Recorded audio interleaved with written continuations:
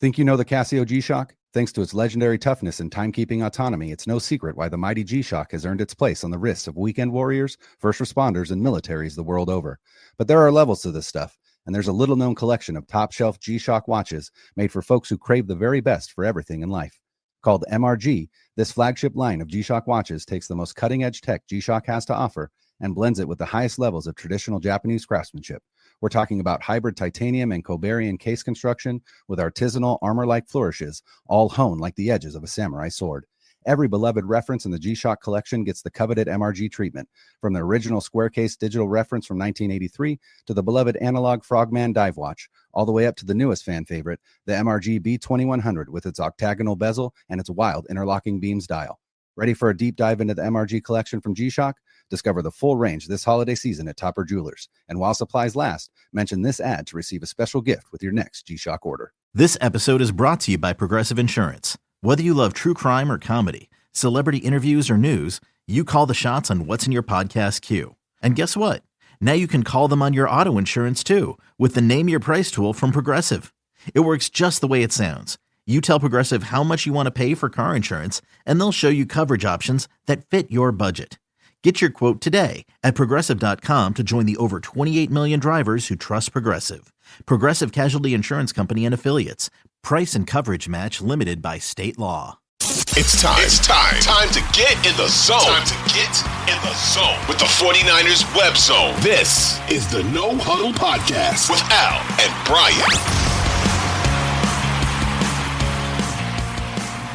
If there's one word that I can use to describe how I'm feeling, how I think the fan base is feeling when it comes to the 49ers and what we've seen this season and kind of what we're going through as a fan base, it's exhausted. I'm Al Sacco. He's Brian Renick. I don't know how exhausted Brian is. I'm really exhausted. Brian, is that a good word for you to use? Is that fair? Are you exhausted with this? Just how are you feeling today? Exhausted is a great word. I think broken is another. It's a good one. Is another word. And I think if I really reflect on that word specifically, and we've touched on it, but I really do think that this last Super Bowl loss really kind of broke a lot of fans, because we, as content creators, like we see numbers, right? And those numbers tanked after the Super Bowl. And I think broken or exhausted is exactly it, right? Like just for whatever reason. And I feel like football is the sport where this happens the most. I think the most rabid fans are football fans, right? I don't think like there are rabid baseball fans, but as a whole, I feel like football fans are far more rabid for their team and far more leaning into the fanatic side, right? Where you've got dudes in Buffalo when it's negative 12 degrees, shirtless with, spelling out bills, or you know what I mean? Like you see that kind of stuff and you're like, that's wild. That's that's crazy. So, I think as passionate as football fans are, when you just constantly get kicked in the dick by your team because they lose the big games, you get exhausted, you get broken. And I think that's kind of where we're at right now. When I look at the last 5 years or so, the Niners have been on the field. They've been really, really successful, but there's been some shit that's happened that I thought is covering this team. We always say, man, this was exhausting. And I'll explain what I mean.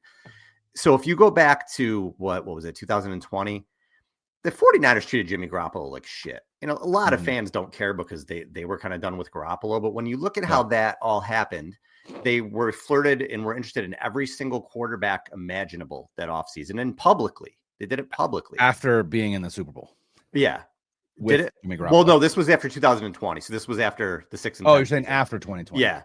Got yeah. it. So they flirt with that. They're interested in everybody, and it's public, and they have a trade package that they wanted for Watson until Watson had his legal trouble, that they end up just, hey, we're going to trade up for a quarterback.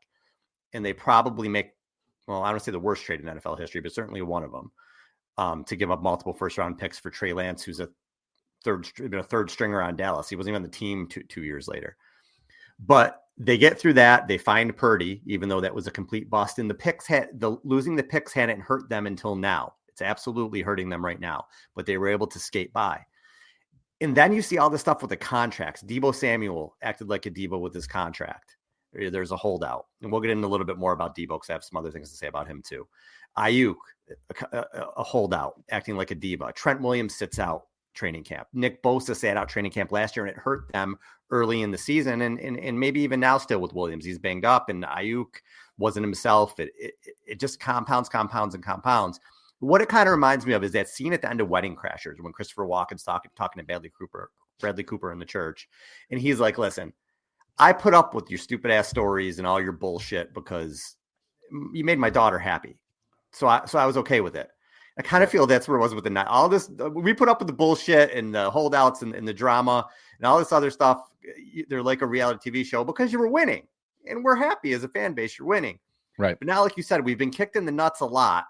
We've been going up the mountaintop and falling flat on our face over and over and over again. And now it looks like you don't care. I know you're injured, but this performance in week 11, week 12, whatever it is, was an embarrassment on so many levels. So now that we're here, all these guys that you paid are injured or look disinterested or look old, and we've been through all this, we're kind of like, we're exhausted. And like you said, I think it shows in the numbers for content.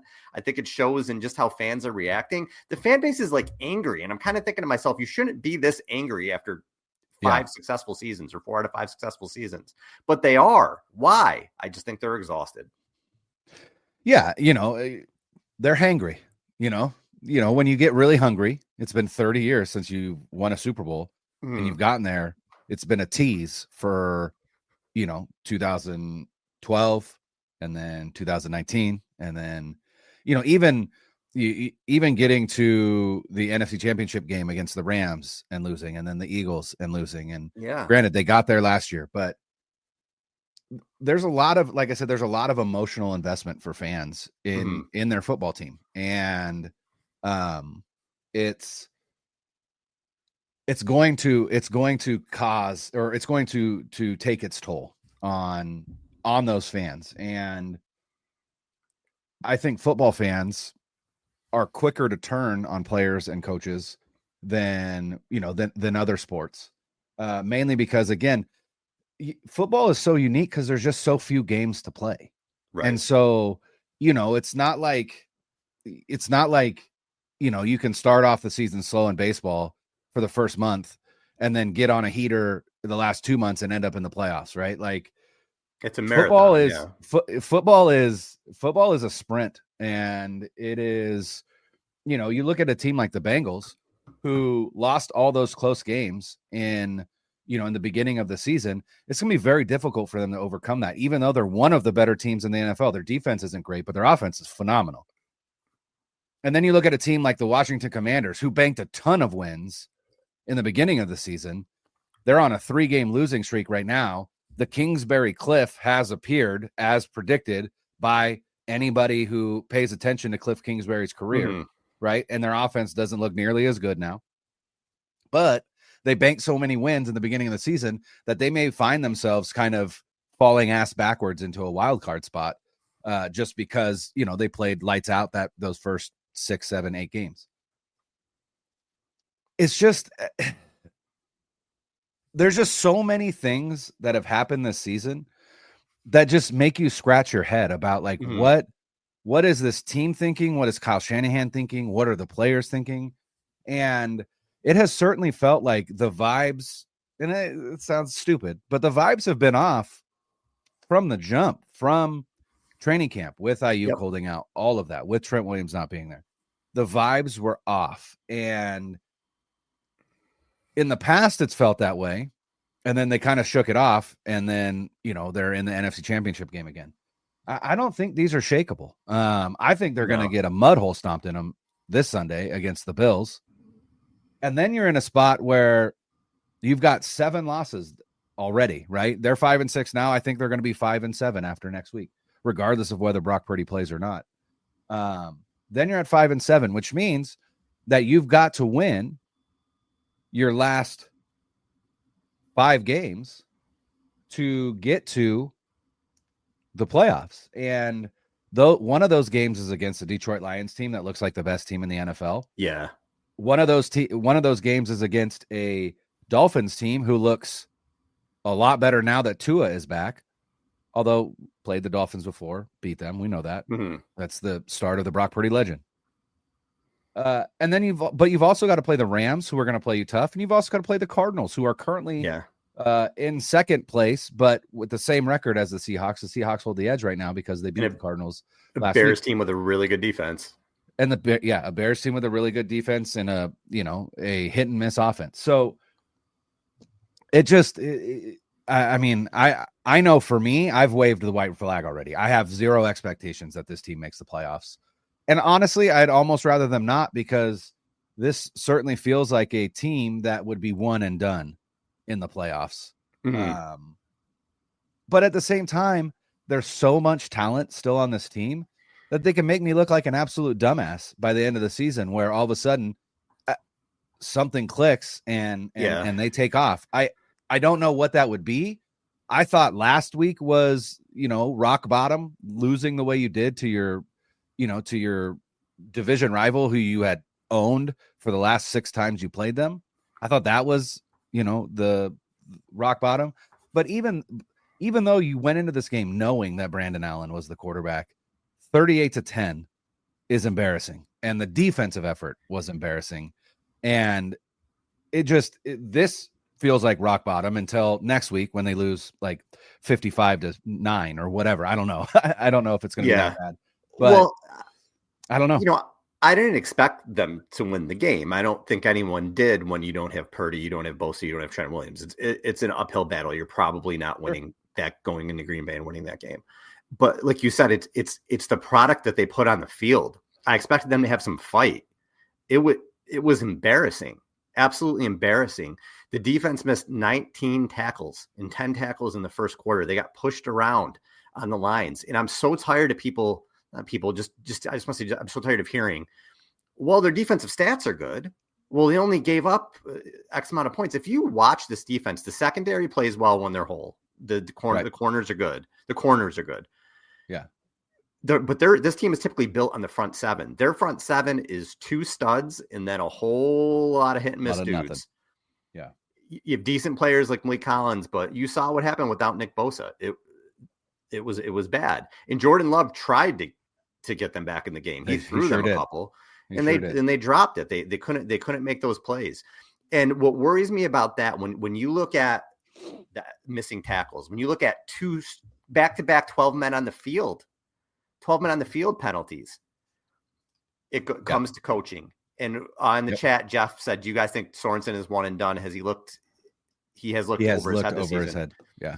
Well, anything you're going to say about Sorensen, say it about Brandon Staley too. Because what is Brandon Staley doing in the background? He's here to help game plan for the defense. He's not sitting there like, Nick, let me know what you need. He's the assistant head coach for defense, or whatever the hell his title is. Yeah. He has his fingerprints all over this. And we talked at the beginning of the season, if you know the movie Rounders, that like he was going to be like Worm for Kyle Shanahan, where he's taking him to Vegas. Just ruining. You look at Kyle. Kyle's got the mullet. He's got the beard. Maybe he is. Maybe he's driving down to Vegas 3 times a week with Staley and Sorensen. Have you seen Brandon Staley? Does he have a mullet too? Because Sorensen and I don't believe he does. Maybe they all got the mullets. They're all scruffy and they're just out in Vegas. They're losing all their money and whatever else they're doing. It's the only thing that explains it, because this team is poorly coached. And one thing about the Niners, you always said in previous seasons, they're a well-coached team. Shanahan's guys are getting head coaching jobs. This team is poorly coached. They're missing tackles on defense. Special teams don't even get me started. I'm waiting for every day is rock bottom there. What did they have? 3 special teams penalties in this game? Yep. Even when they have a big play with Deebo, 80-some-odd yard return, it gets called back, whether you want to say that was a hold or not, but still. And that offensively too, shit. anytime they do anything offensively, there's a penalty. Yeah. So they on no side of the ball, any of the 3 phases, do they look well coached. This holiday season, spread a little extra cheer with BMW. For every new BMW bought in the month of November, we'll donate 200 meals to families in need through Feeding America. Over the last 7 years, BMW has proudly helped provide over 17 million meals to those in need, and with your help, that number will continue to grow. Visit your local BMW center for details or visit bmwusa.com/Drive to End Hunger today. Take advantage of exceptional offers during BMW's Drive to End Hunger event. As we gather with loved ones this holiday season, consider how learning a new language can enhance your connections and enrich your experiences. What are your goals for the upcoming holiday season? Whether it's traveling internationally or connecting with family and friends, a new language can open doors to meaningful conversations and cultural appreciation. With that in mind, there's no better tool than Rosetta Stone, the most trusted language learning program. Available on desktop and mobile, Rosetta Stone immerses you in the language, so you truly learn to think, speak, and understand it naturally. With Rosetta Stone's intuitive approach, there are no English translations. You're fully immersed. And the built-in True Accent feature acts like a personal accent coach, giving you real-time feedback to make sure you sound just right. Don't put off learning that language. There's no better time than right now to get started. For a short time, listeners can get Rosetta Stone's lifetime membership holiday special. This offer will not last long. Visit rosettastone.com/rs10. That's unlimited access to 25 language courses for the rest of your life. Redeem your holiday offer at rosettastone.com/rs10 today for yourself or as a gift that keeps giving.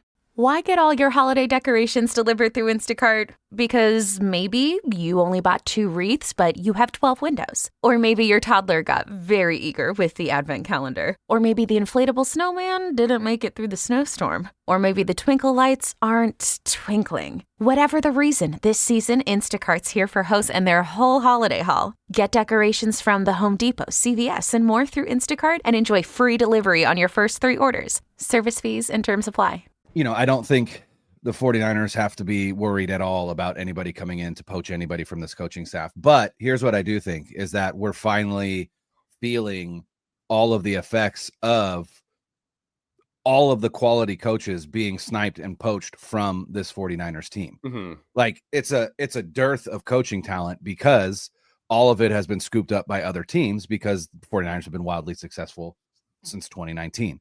I think that is one of the issues that we're seeing is that, again, there's just a lack of coaching talent on this team. I would argue that if you were to say, like, who is the best assistant coach on this team, I don't know. I mean, Chris Kasurik, I think, would probably be that guy, but who else? Like, who else? Not even – the defensive coordinator is not anybody that anybody's going to want. And, you know, and somebody, Steve-O in the chat also said, you know, Peters and Rand Carthen, right? So even in the, you know, the GM side, right, talent is being poached from this team. Yeah. And it just feels like that's where we're at, right? Like we've reached the point where all of the outside influences, you know, players demanding bigger contracts, players wanting huge extensions, coaching talent getting poached, front office talent getting poached, all of it just feels like this season is a culmination of all of that. And the question then becomes, or it is now incumbent upon Kyle Shanahan to make some changes in the offseason because you can't just run this back now. You cannot just run it back. They're not in that position anymore. This was the last hurrah, if you will, and it has been an abject disaster. And players that should be stepping up aren't. I would say the only player this season that is playing better or even as good as he did last year is George Kittle. Nobody else is playing anywhere near. And Juwan Jennings, thank you. Yeah. Juwan Jennings is, you know, obviously that's a great point. So Jennings and Kittle, literally everyone else, including guys like Fred Warner and Nick Bosa, are underperforming for what they're being paid, for what what we expect to see from them. And Kyle Shanahan is under coaching, if you will. Like he's had his worst season. I just like some of the decisions that he's made, and like the fact that Jake Brendel is still the starting center makes zero sense to me. That guy sucks. He absolutely sucks. Killed them. What are we doing? Check John out Feliciano is ready. Like, what are we doing? Also, why is Brandon Allen starting with a broken finger on his non-throwing hand when you've got a guy who's fully healthy in Josh Dobbs? Like, again, a decision where I'm like, I don't understand. Now, was Brandon Allen the reason why they didn't win yesterday? No, he's not. But it still is process, right? Like what goes into a decision like that? So, someone just said they just kept Feliciano on IR. They put him back on IR. Yeah, he said he's not ready to come out. He tweeted something like if this is the end, I had a good run or whatever. Father time is undefeated. Yeah, okay. So he's done this year. So there you go. So Brendel stays because there's no one else. And that's another failure of Kyle Shanahan and Chris Foerster. And that's a guy that I also think should be gone, because again, if you're the guy in charge of the line and you're saying, hey, Jake Brendel is our best option, I don't know how much faith I have in you moving forward. And also look at the teams that are dominating right now. Look at the Eagles, look at the Lions, look at the Packers, look at what do they all have in common? Dominant offensive lines. So if your offensive line coach is saying like, no, I don't need top tier guys. I just need guys that, you might be able to find in the third or fourth round, because I'd rather, focus our attention on the skill players. Quarterback can't get the ball to your skill players if you can't give them a clean pocket. So again, I don't understand that thought process at all. And the run game is shit. It's awful. Yeah. It's figured out. Like it is. You have nothing in that department now. Well, and a lot of that, like, holy cow. Johnny Dells at JONNYDELS. He does a lot of good film breakdown. He's got a good YouTube station. He breaks down film, and he's been putting stuff. I've been looking at it today on Twitter. Banks and Brendel killed them in this game. Yes. They were awful. And he points it out, and he's got his pencil, and he's showing you about how many times Brendel and Banks just got pushed back or missed their blocks, or there was a lane and it just closed because the guys they were trying to block shut off them really quickly. They were atrocious in this game. Absolutely terrible. And yeah, you look at the way the Niners, we've gone over these drafts that they've had. I know people like the draft that they looks like they got some good players in this last draft. But if you look at the previous three, you got Purdy and Lenore that are impact guys. That's really it. And even the draft that we just saw, how many of these guys are going to be, again, I always talk about legit blue chip Hall of Fame type guys. Because the Niners are built on Hall of Fame type guys. They got a lot. They've had a lot of them. The other issue is they're getting older. So this isn't a team where you're like, oh, all right, Deebo's 25 and whatever. Deebo looks like he's 100 years old out there. These guys are getting older, and they've played long seasons for the last 5 years. It takes the toll on your body. And the people they have drafted, they have not drafted well in the trenches. They don't have any impact players in the trenches lately. And even this last draft class, other than Pooney, you're talking about people you're excited about. You hope Pearsall, even though he hasn't had a catch the last two games. Mustafa's a safety. Green is a corner. And yeah, these guys can help. But other than Pooney, who had a rough game yesterday, but he's been very good, nothing they got this past year is going to help you in the trenches. And nothing they had in the previous 3 years are going to help you in the trenches. And where you're getting your asses kicked and where teams win football games is in the trenches. So great. I'm glad you got a couple receivers you like, and I'm glad you feel good about the back end. If your offensive line and your front seven keeps playing the way that they're playing, I don't give a shit what you have on the outside, because like you said, you're not gonna be able to even get the ball off to your receivers because there's going to be so much pressure. And you saw one of the things Purdy can do is run around and make plays happen with his legs, and Allen can't really do that. Right. And you saw that yesterday. Plays that were there to be made just got blown up because the offensive line was so bad. The Niners have done a bad job the last 4 years replenishing this team. They just have. And they've put all their money in the bank saying like, all right, we're going to pay our guys and keep our guys around, but they're getting old. So you have Deebo and Williams and Bosa's in his prime, but McCaffrey, these guys are getting old. And Christian McCaffrey, I'm sorry. I hope that he's just playing himself into shape, because if not, running backs fall off a cliff, dude. And right now he looks like he's falling off a cliff. Yeah. And again, I can't begin to question what it is, right? Because we're talking about a guy who obviously didn't have a training camp, is not in football shape, has not had a ton of reps since the Super Bowl. He was going to start slow. To think that he wouldn't, I think is asinine, which is why it's so frustrating that Kyle Shanahan just continues to build a game plan as if Christian McCaffrey is 100%. And not only that, but again, for whatever reason, just refuses to let Jordan Mason and Isaac Guerrero carry the ball more than once or twice a game. Like, it just, again, you watched McCaffrey against Green Bay, and then you watch Jordan Mason has one run, and Jordan Mason's one run looked better than every single run that McCaffrey had since he's been back. And so again, it's just, the frustration really lies with just Kyle Shanahan's stubbornness and Kyle Shanahan's just seeming inability to move off of players, even though anyone with eyeballs can see that they're ineffective. And that goes with McCaffrey, and that goes with Deebo. I'm done with Deebo Samuel. I'm done with him on my team. I wish Jake Moody would have walked up to Deebo Samuel yesterday and been like, Deebo, lock in, right? Because that's exactly what Deebo did to Moody. And it's like, you are a wide receiver. You cannot have shitty hands. And he does. His hands suck. And that ball went right through his hands. That interception went right through his hands. That is not Brandon Allen's fault in the slightest. That is Deebo Samuel's fault 100%. And then to refuse to talk to reporters after the game, that like, what a bitch move. Weak. Like, what are we? Be a grown man. Be a grown man and answer questions that are going to be difficult.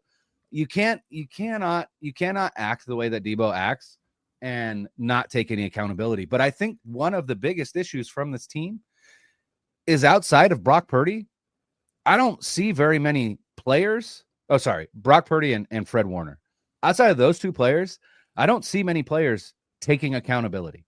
I don't see Kyle Shanahan taking accountability. I don't see it.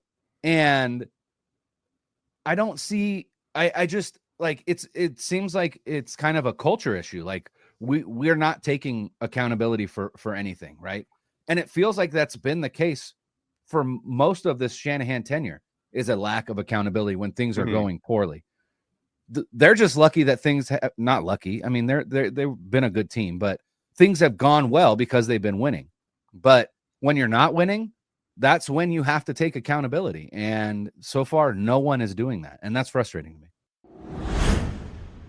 Is your body trying to tell you something this holiday season? Maybe you're having trouble sleeping. Maybe you feel more tired during the day. Maybe you're having gut or skin trouble. These things happen little by little, but can affect your quality of life over time and impact your time with those around you. Symbiotica is the one thing you can always count on to feel your best. Symbiotica is a supplement brand made with the highest quality ingredients available, specially formulated to help you combat those issues that may arise. These supplements are free of seed oils, preservatives, and shady additives. And best of all, they taste delicious. Now is the perfect time to try Symbiotica supplements while their Black Friday sale lasts. The time to boost your energy levels, improve your focus and mood, sleep better, enjoy better skin, and much more is right now. Visit Symbiotica.com and use the code BF25. That's Symbiotica.com and use the code BF25 to get 25% off and free shipping site-wide. That's CYMBIOTIKA.com and code BF25. If you're looking for unbelievably durable luggage that will last forever, only Briggs & Riley is confident enough to back a lifetime guarantee covering all functional repairs, no matter what. Plus, with exclusive features like expandable luggage that compresses to fit in the overhead bin, you'll love being able to pack more. Sign up for text messages to gain early access to Briggs & Riley's Black Friday sale, plus a gift with all orders over $3.99. Visit Briggs-Riley.com. So Emmanuel Ocho from FS1 was talking about Kyle Shanahan. He said it's the most disappointing season in the Kyle Shanahan era.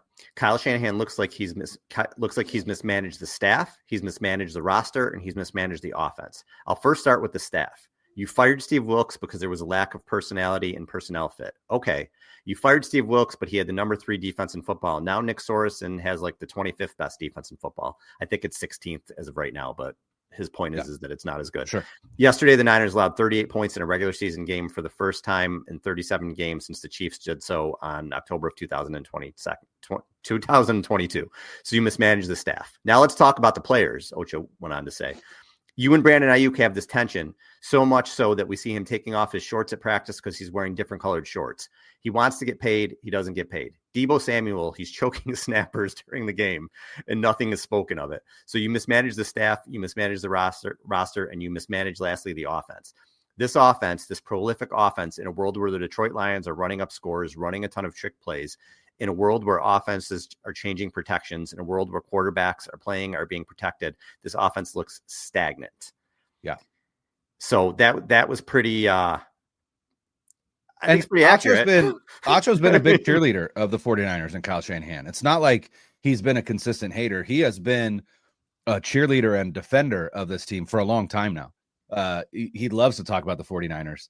But you got to call it like it is. Right. No, 100%. 100%. And Kyle's had a bad season in a lot of ways. And, I just watched that game and I watched the Green Bay offense and I go, it's evident the type of creativity and the type of explosion that they're getting in that offense. And then the 49ers offense trots out there and it looks like a JV team versus a varsity team. And the Green Bay defense is fine. It's not amazing.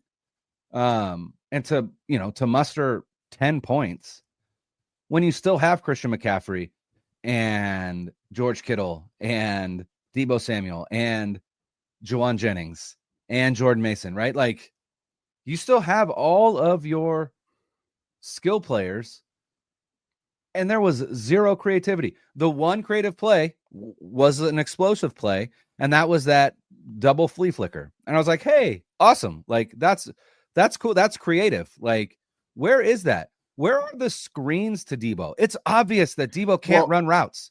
Where are the screens and the drags and slants? Like what? I was watching him a lot in the game because let's get to Deebo. It's really interesting you brought that up because I was going to say something about that too. Deebo's got 5 catches for 22 yards in the last 2 games. And Deebo is kind of on the every other year plan anyway, where his rookie season, 57 catches, 802 yards. He had 961 total scrimmage yards and 6 touchdowns. Excellent rookie season. Next season, he's banged up, 417 yards, 1 touchdown. 2021 was really his only prolific season, 770 total yards, 14 total touchdowns. Then the next season was his contract when he came in out of shape, 864 total yards and 5 touchdowns. Last year was a bit of a bounce back, 1,100 total yards and 12 total touchdowns. A good season. And this year he's been bad, 590 yards and two total touchdowns. So he's kind of on the every other year thing. And you mentioned the screens. I was watching him. There were numerous times where Deebo kind of trotted out through the screen and the defense just goes right there. They just run right out and cover him because they've seen it a million times.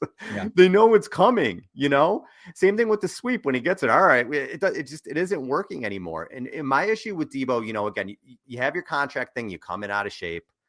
You played that whole game, and I stuck up for him with the incident with Tabor Pepper and Jake Moody. Sure. We said this stuff happens on the sideline all the time. We don't always see it.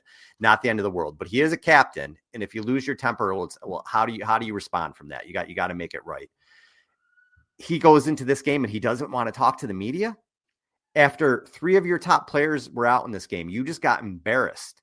You did nothing. You dropped 2 balls, one of which really changed the momentum in the game when it bounced off your hands for an interception when it was 17-7, and you guys may have been able to start making it a game out of it.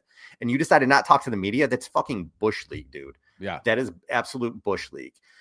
He has to come out and he's got to stand at his locker and he's got to be a captain and he's got to answer the question. Got to wear it. That's the C on your chest.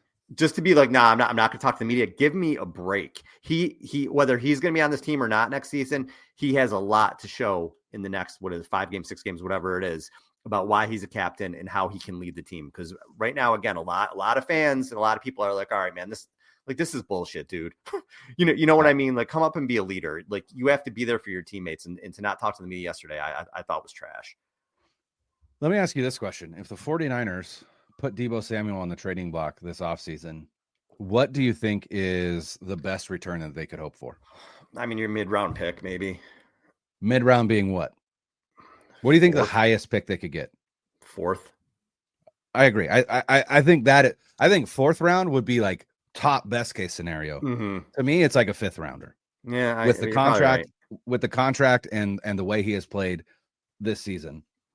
So then I look at it and go, well, they restructured him, right? Which means that the out that they had after this season is essentially gone, unless you cut him as a post June 1st cap casualty, like they did with Eric Armstead this past season. If they do that, then they get $10 million But the problem is you don't get that $10 million till after June 1st. So it doesn't help them in the most important part of the offseason, which is the beginning of free agency. But here's the other situation that they find themselves in is, we don't think that Deebo Samuel is a good wide receiver anymore. I feel like that's a fair statement just based on his play this season. But you're going to be without Brandon Ayuk until at least midseason, if not more. I was talking to my buddy. He's a chiropractor, and I went in to get an adjustment today. And I didn't realize this, but the type of knee injury that Brandon Ayuk suffered was called the terrible triad. And it's typically seen more in soccer than any other sport because of slide tackles. But it's when your knee gets hit and moved inside and it tears the ACL, the MCL, and the meniscus. And that's the three. That's what happened to Brandon Ayuk. They didn't realize the meniscus tear until they went in to repair it. And that's where they saw it. So they had to repair that as well. That is a very, very difficult injury to come back from. And you have no idea what that player is going to look like once recovered. So do you go into next season, you cut Deebo Samuel post June 1, and you've got Ricky Pearsall, Juwan Jennings, and who else? Jacob Cowing can't see the field for whatever reason. Chris Conley, like maybe you draft another wide receiver, but Kyle Shanahan doesn't typically like to play rookie wide receivers. So then you got to go find somebody, right? But I don't know that Deebo Samuel helps this team anymore. Like, what is his role? What does he do? What does he do to help this team win? What does he do to help the offense? I don't feel like he does very much anymore. He is not a productive player. So do you just bite the bullet and cut him? Or do you put him on the trade block and hope for a 4th or 5th rounder? I don't know what the answer is, but I'm kind of done seeing Deebo Samuel on the 49ers. He's not worth the money anymore. I mean, if it's a situation where like he was a free agent and he's going to come back on a short-term deal for less money, you say, oh, all right, let's see if we can catch lightning in a bottle with him or something. But to pay him what you're going to pay him for the production you're getting doesn't make any sense. And the production they've got, and again, injuries play a role, but they've played Deebo, Ayuk, and McCaffrey have played 20 games this season total.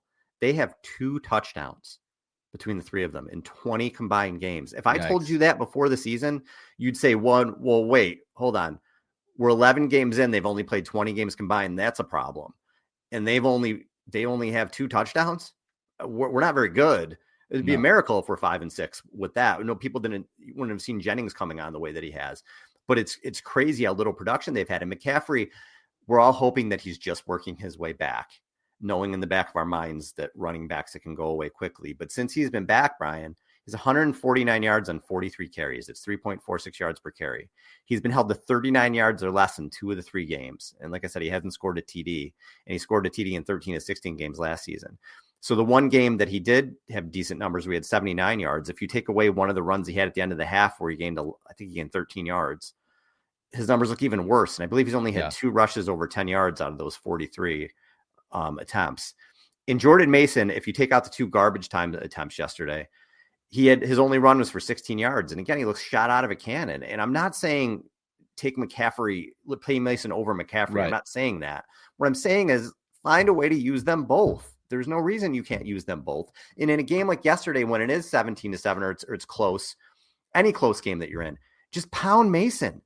Pound Mason where he could wear the defense down a little bit. And then maybe McCaffrey can hit one when he comes in. So it doesn't make any sense to me that Kyle is just, again, it just looks like he's banging his head against the wall, just trying to say, like, trying to do the same thing over and over again that isn't working.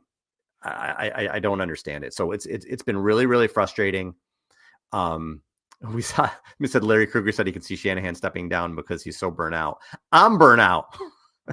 We're burnt out. The fan base is burnt out, but Kyle does look burnt out, and Kyle has not been himself this year. I don't know that he's going to step down, but he needs a vacation or something's got to happen. But this is just this whole season, this whole team, not the whole team, but a lot of them look disinterested, look tired, look old, look beaten up, look defeated.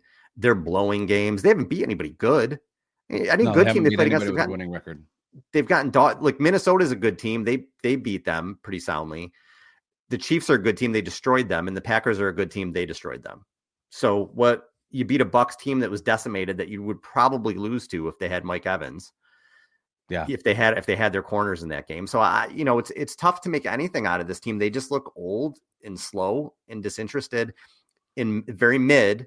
And moving forward, I don't know that there are answers.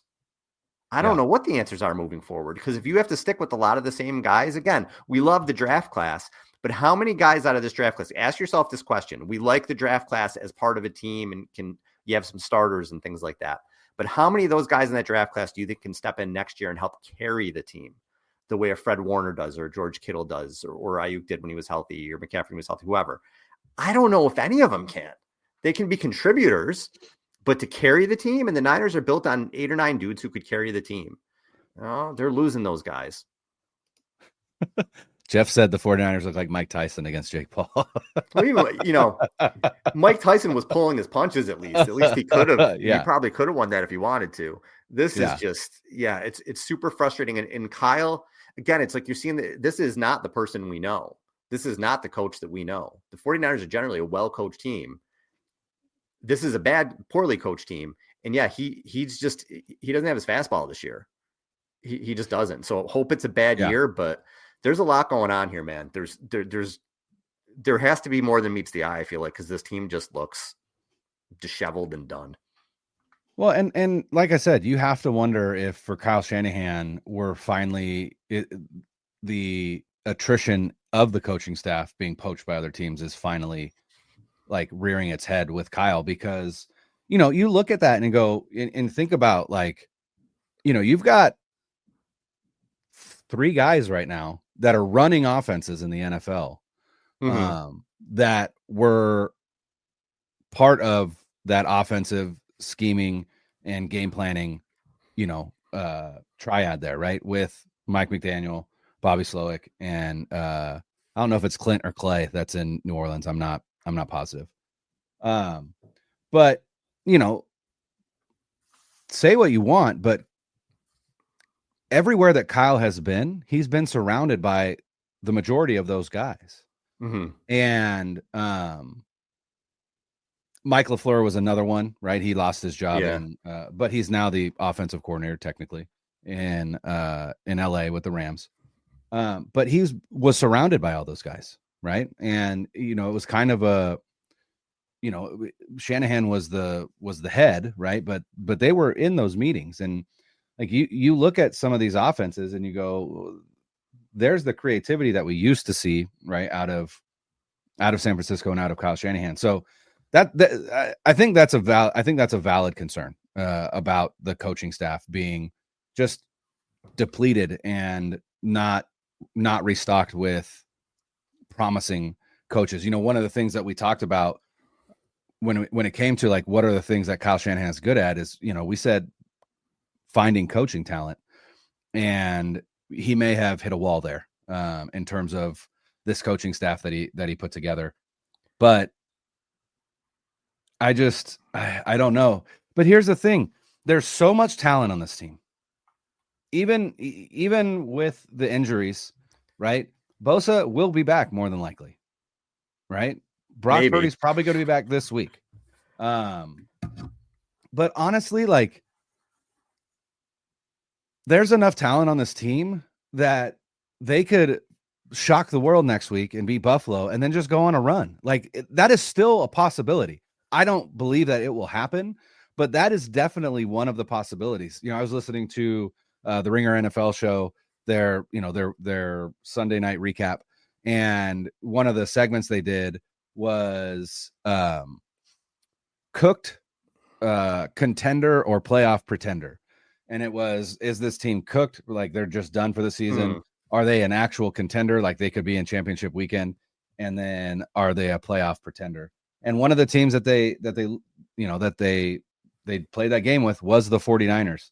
And both Steven Ruiz and Shio Kapadia and even Deontay Lee all basically said, like, they're not cooked yet because of because of the amount of talent on that team, at any point something can click or something can go their way, and all of a sudden they get some momentum. And you know, you look at some of these teams and you go, if San Francisco can just get in, I think all bets are off, right? Just with the amount of experience they have in postseason play, and you know, the relative weakness of the NFC outside of Detroit. Because I'll be perfectly honest, Green Bay won 38-10. I was not all that impressed with Green Bay. I would be interested to know how that game would have went if Brock Purdy was the quarterback. I think it would have gone differently. Oh, sure.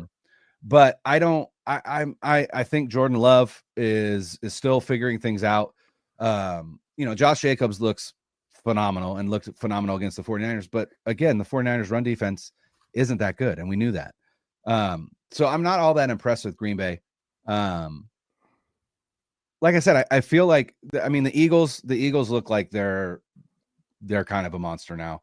I think they've gotten some things figured out, and it looks like Saquon's doing for them what McCaffrey did for the Niners right now. Yeah, and then Vic Fangio has put together a pretty impressive defense there. So, you know, that would be, but outside of Philly and Detroit, I don't see a ton of reason to be, you know, if the 49ers got in, like there's not a path for them. So it's a frustrating season. And it's like, do I even want them to make the playoffs? Because that affects their draft position. Like, I would almost rather them not make the playoffs and have a higher draft pick with the opportunity to find an impact player in the first round in the trenches specifically. If they go anywhere else, I'm going to be pissed. But I don't know. But I'll tell you what, I watched that game and I was not mad at all. And it's because they've broken me. And now I can watch it. I don't feel anymore and just be like, it is what it is. Oh, well, you know, their saving grace is that the division is so mid. It's just four really mid teams.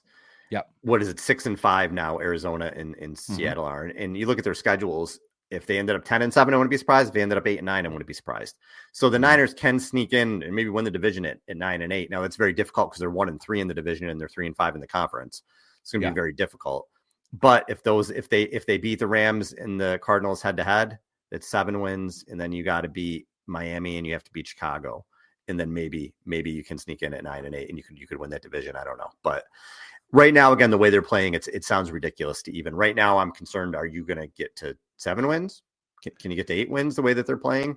And if Purdy and Bosa don't play on Sunday, I mean, it's going to be a disaster. They're not going into Buffalo and doing anything with Brandon Allen and without Nick Bosa on defense. So if you're 5-7, man, I honestly, like, I don't care who is quarterback. They're not winning that game. They're not winning against Buffalo. Probably now, will they shock the world? Maybe, but I have zero reason to believe that they can beat the Bills.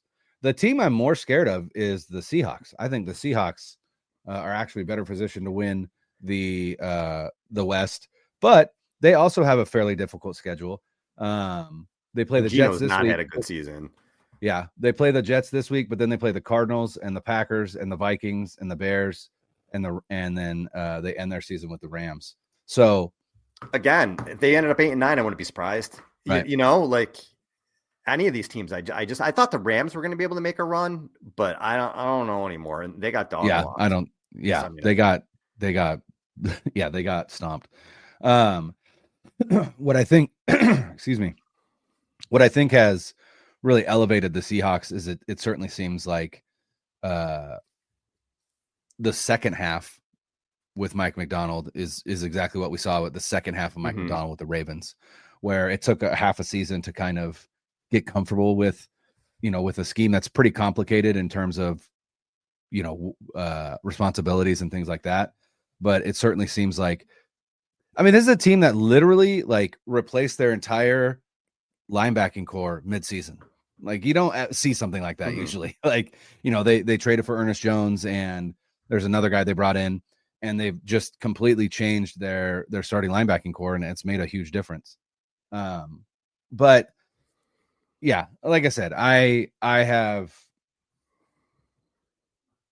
know that this 49ers team could go on a run just because of, again, just the talent that they have. And, it is there, but I haven't seen anything this season to tell me that can or will happen. Yeah. Well, we're going to talk tomorrow with our buddy, John Chapman, who is always really optimistic, or usually optimistic. So if he's down in the dumps, I don't know what we're going to do, but we'll see what he's got to say tomorrow. It's going to be tomorrow at 3:30. We'll be talking to him, 3:30 Pacific. You could join us on live on YouTube, or you can just wait for the pod when it comes out either later tomorrow or on Wednesday. Until then, like, subscribe wherever you get your podcasts. For Brian, I'm Al. Later. Let us on 3. 1, 2, 3. Hey!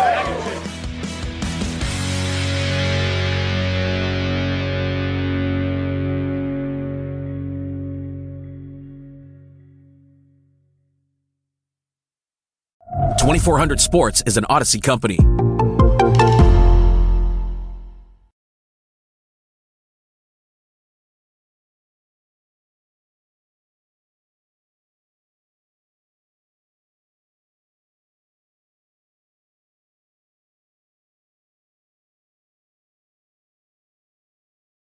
Hey, it's Tiki Barber. Getting ready for game day looks a lot different for me now, but the one thing I look forward to most these days are my snacks. My favorite is buffalo chicken dip, and the best way to make it is with some Hellmann's Real Mayonnaise. Hellmann's Mayonnaise is the secret to bring out the rich and creamy taste in all of your game day dishes. So, give it a try, and may your game day be delicious with Hellmann's Real Mayonnaise. Shop at your local Walmart, Kroger, or grocery store and add some extra deliciousness to your game day dishes this football season.